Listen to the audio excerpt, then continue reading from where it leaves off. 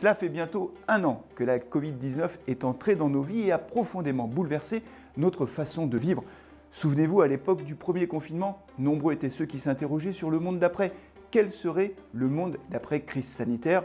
Force est de constater en ce début d'année 2021 que les Françaises et les Français ont surtout envie de retrouver leur vie d'avant. Bienvenue sur la chaîne de l'Observatoire CTLM. N'oubliez pas de vous abonner à la chaîne. Nous allons dans cette vidéo évoquer la dernière étude des Zooms de l'Observatoire CTLM que nous avons réalisée avec Harris Interactive. Nous avons interrogé les Français pour savoir s'ils avaient envie de se faire vacciner ou non, pour savoir s'ils étaient favorables au passeport vaccinal. Avant d'aborder ces points, je vous propose de démarrer cette vidéo avec un point sur l'actualité macroéconomique.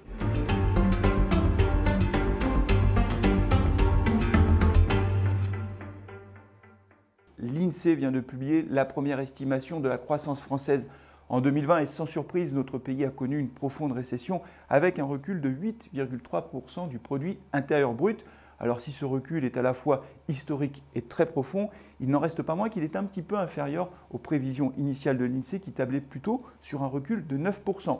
Quand on rentre dans le détail des chiffres, on constate que la consommation des ménages a plongé. Là non plus, ce n'est pas une surprise puisqu'avec les mesures de confinement, les magasins étaient fermés, les Français étaient confinés chez eux et n'ont pas pu consommer comme d'habitude. La consommation des ménages a reculé de 7,1% en 2020.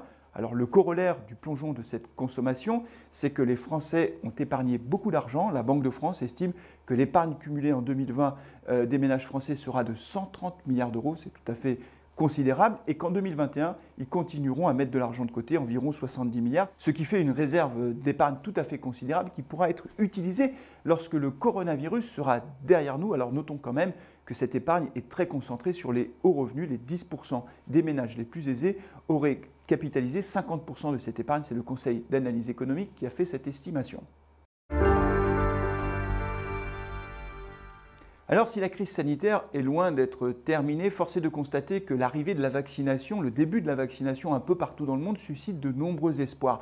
53% des Français pensent d'ailleurs que d'ici la fin de l'année, ils pourront retrouver leur vie d'avant. Ils sont 62% à vouloir se faire vacciner. Et quand on regarde les enquêtes d'opinion à ce sujet, on constate qu'au fur et à mesure que la vaccination augmente un petit peu partout dans le monde, il y a de plus en plus de Français qui sont prêts à se faire vacciner. Les craintes liées à cette vaccination semblent se réduire au fil du temps.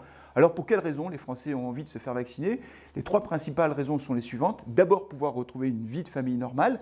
La deuxième raison, c'est de pouvoir retourner dans les restaurants et les bars qui sont des lieux évidemment où les Français prennent du plaisir, se retrouvent entre amis. Et la troisième raison évoquée par les Français, c'est de pouvoir retourner dans les lieux culturels, que ce soit les cinémas, que ce soit les théâtres ou les salles de concert. Là encore, on le sait, le monde de la culture souffre beaucoup de cette crise sanitaire et les Français, eux aussi, souffrent de ne pas pouvoir vivre cette vie culturelle comme ils le font habituellement.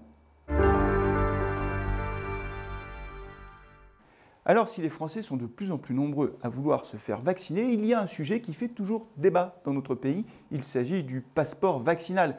52% des Français considèrent que la mise en place d'un passeport vaccinal serait une atteinte aux libertés individuelles. Pour autant, ils sont 56% à se déclarer favorables à cette mise en place.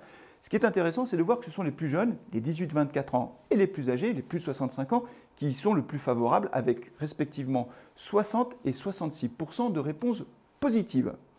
Parmi ceux qui sont favorables à la mise en place de ce passeport vaccinal, nombreux sont ceux qui y voient la seule possibilité de pouvoir retrouver le chemin des théâtres, des festivals, des cinémas, pouvoir retourner au restaurant également, pouvoir voyager, qui est une aspiration forte des Français. Bref, le passeport vaccinal, pour eux, c'est le seul moyen de retrouver leur vie d'avant et c'est peut-être ça, le monde d'après.